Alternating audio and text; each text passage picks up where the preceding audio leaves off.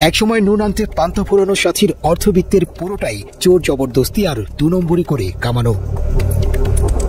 কাঁথা বালিশ মাথায় নিয়ে লঞ্চে চড়ে ঢাকায় আসার আগে জমি দখলের কৌশলটা সাথী বরিশাল থেকেই অনুশীলন করে এসেছেন।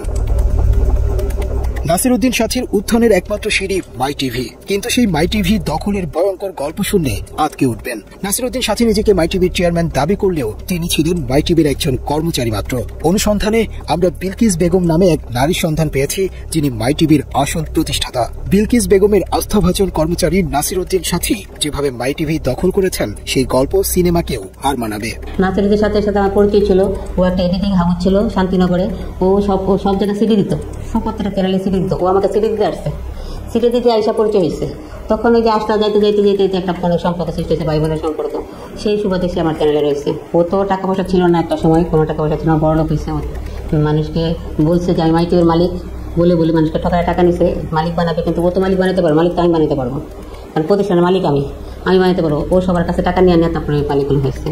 ওর একটা হাউস ছিল, একটা এডিটর ছিল, জাস্ট একটা একজন এডিটর। মাই টিভি দখল করেও ক্ষান্ত হননি। বিলকিস বেগমকে নানাভাবে হত্যারও চেষ্টা করেছিল নাসির উদ্দিন সাথী। এখনো আমি চলতে পারি না রাস্তায়।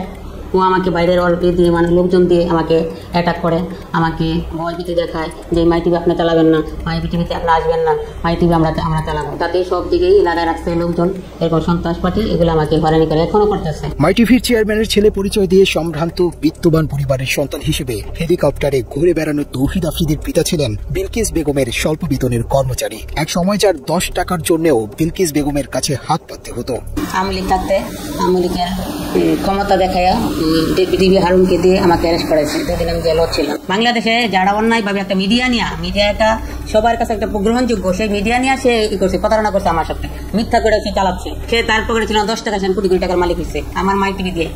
উল্টা আমাকে মামলা দিয়ে হয়রানি করে দূরে রাখছে। ও টাকা ইনকাম করে নিয়েছে, আমার প্রতিষ্ঠান ইনকাম করে। পকেটে 10 টাকা না থাকার সাথে আজ হাজার কোটি টাকার মালিক। প্রতারণার মাধ্যমে দখল করা এক মাই টিভির উপর ভর করে সাথীর পরিবারের সবার ঘরে লাল নীল বাতি জ্বলছে, আর অন্ধকার হয়েছে অনেকের ঘর।